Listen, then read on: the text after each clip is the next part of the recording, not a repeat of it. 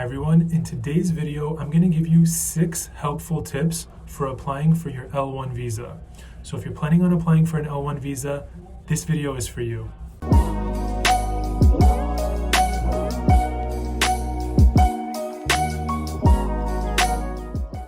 Hi everyone, this is Michael Ashoori. I'm a U.S. immigration lawyer based in Los Angeles, California, and at my law firm, we regularly post videos to keep you up to date with the latest immigration news and to keep you informed on helpful immigration tips and tricks. At my law firm, we work with clients from all 50 states and worldwide. So as I mentioned earlier, in today's video, I'm going to go over 6 helpful tips for those that are applying for an L1 visa. As a quick overview, the L1 visa is a special non-immigrant visa that allows a company outside of the United States to transfer certain workers to work for a related company within the United States. So again, this visa allows the foreign company to transfer either a manager, executive, or a specialized knowledge worker to work for a U.S. company that has a qualifying relationship with the foreign company. And some examples of qualifying relationships are either a branch office or an affiliate relationship or a parent subsidiary relationship. So with that quick overview, let's get right into these helpful tips. So tip number 1 is that the foreign company should have a gross revenue of at least $500,000 for the most recent year. An important point that I want to mention about this requirement is that this is not a statutory requirement. If you look through the requirements for an L1 visa, you're not going to see a requirement that the foreign company must have $500,000 of revenue. But at our firm, in our experience handling L1 visa matters, what we've seen is when the revenue is too low, USCIS can raise a variety of issues with the foreign entity. And they can raise issues pertaining to whether the prospective L1 visa beneficiary's role was truly as a manager or executive, or they can raise issues regarding whether the company abroad is actually real and operating. And there's various issues that USCIS can raise when the revenue is low. So for that reason, one helpful tip for you if you're planning on applying for an L1 visa is you should ensure that the foreign entity maintained a revenue of at least $500,000. Tip number 2. The foreign entity should have at least 10 full-time employees on staff. Now, similar to tip number 1, this is not a statutory requirement. So you're not going to see this in the statutes pertaining to an L1 visa. But again, as an immigration lawyer, what I can tell you is when the number of employees for the foreign entity is low, USCIS can raise a host of different issues pertaining to the individual's role that's going to be applying for an L1 visa. So for the L1 visa, the L1 visa beneficiary has to show that they worked for the foreign employer as either a manager, executive, or specialized knowledge worker. When the company abroad has very few employees, it's hard to show that the individual worked as a manager, executive, or as a specialized knowledge worker. So for that reason, again, our recommendation is the foreign entity should have at least 10 full-time employees on staff. So let's move on to tip number 3. And this tip has to do with the U.S. company. The U.S. company should have sufficient physical premises to operate the business out of. Now, what this means is that the U.S. company should either have a lease in place or some sort of property ownership entitling it to operate the business out of this location. Now, that's pretty intuitive, but what you might not know and where this tip comes in handy is that not only should the U.S. company have sufficient physical premises to operate the business, but the U.S. company should have sufficient space to house all employees projected into year 5 of the business plan. So for certain types of L1 visa applications, you have to include a business plan that identifies financial projections and projected staffing through year 5. Now, to satisfy this requirement that you have sufficient physical premises, you should ideally have space in place to house all employees projected through year 5. One thing that we've seen is that when the U.S. company's physical office space is too small, USCIS will point to the business plan and say, hey, in year 5, you're projecting to have 20 employees, but your lease is only 100 square feet.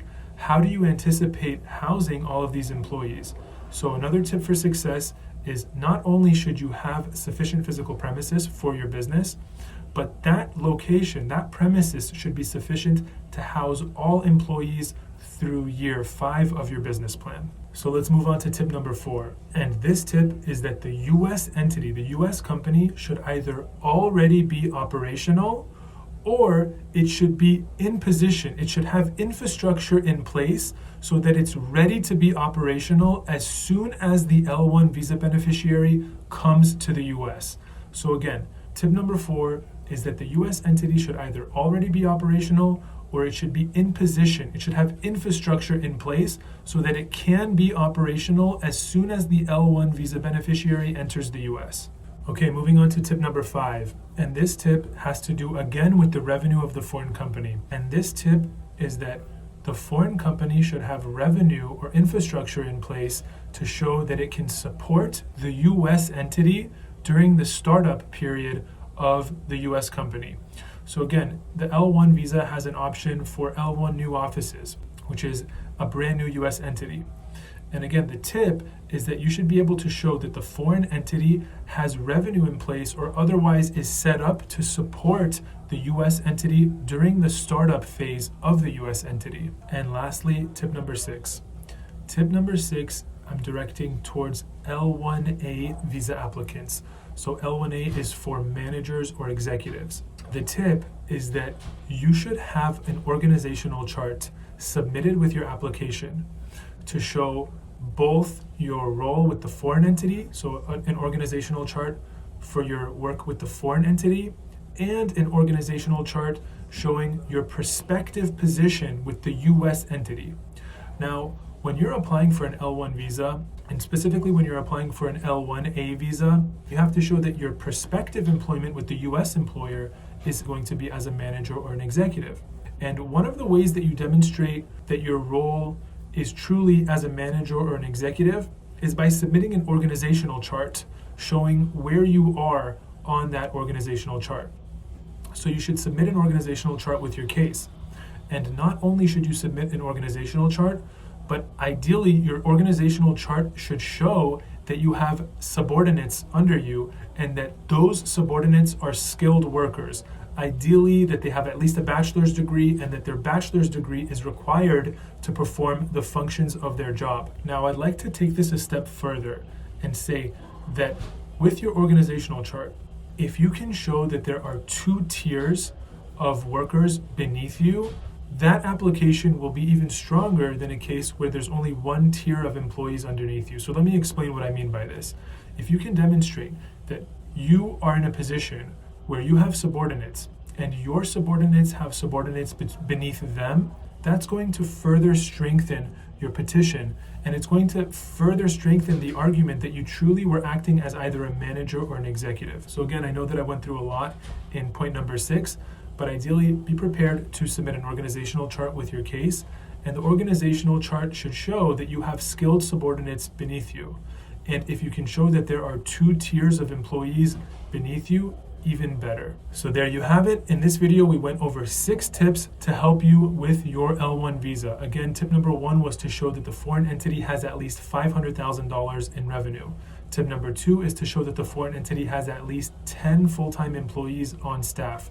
Tip number 3 is to show that you have sufficient physical premises for the US entity, and that by sufficient physical premises, we mean that the location where the business is operating, either the lease agreement or the property ownership, should demonstrate that there is square footage in place to house all the employees projected through year number 5. Tip number 4 is to show that the US entity is either already operational or is on the verge of being operational upon the L1 visa beneficiary entering the US. Tip number 5 is to show that the foreign entity has revenue sufficient to support the US entity during the US entity's startup phase. And tip number 6 is to include an organizational chart with your L1 visa petition showing that the L1 visa beneficiary had skilled subordinates reporting directly to them with the foreign entity. And you should also include an organizational chart evidencing what the L1 visa beneficiary's role will be with the US entity. So I hope you learned a lot from this video. I hope you got a lot of value from this video. If you know anybody that could benefit from this information, please feel free to share this video with them.